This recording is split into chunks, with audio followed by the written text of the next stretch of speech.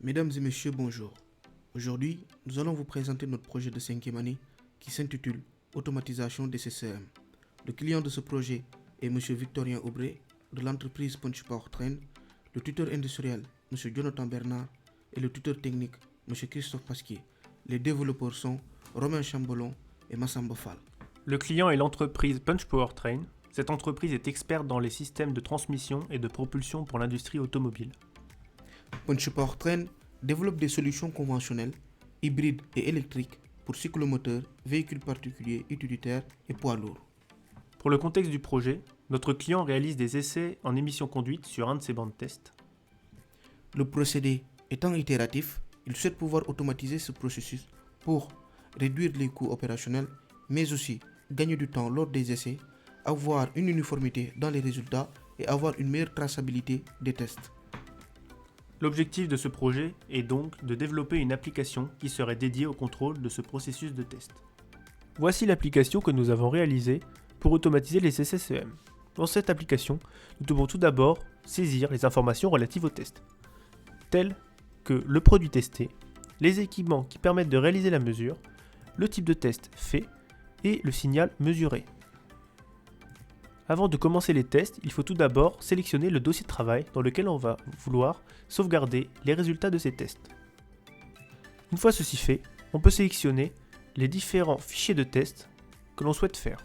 Dans cette démonstration, nous sélectionnons Démo 1, Démo 2 et Démo 3 qui sont 3 tests de même nature mais qui se réalisent à des bandes de fréquences différentes. On peut lancer la séquence de mesure. Celle-ci permet de retrouver dans le dossier de travail, dans le dossier CSV, les fichiers de mesure liés à chaque test et dans le dossier log, le fichier qui contient toutes les informations que nous avons saisies précédemment.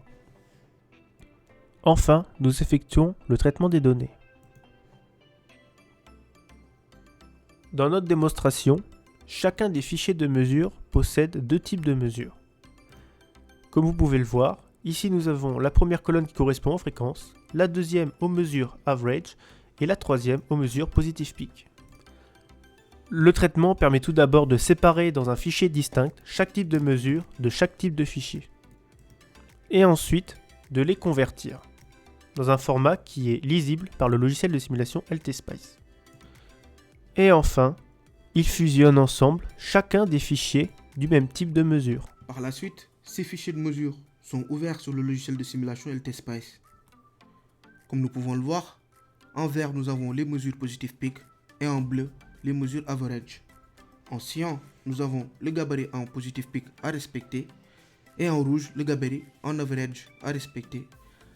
Pour rappel, les gabarits correspondent aux valeurs à ne pas dépasser pour respecter la norme CM. Dans notre cas précis, nous pouvons voir que nos mesures dépassent les gabarits et que donc notre produit ne passe pas la norme CM. Merci pour votre attention.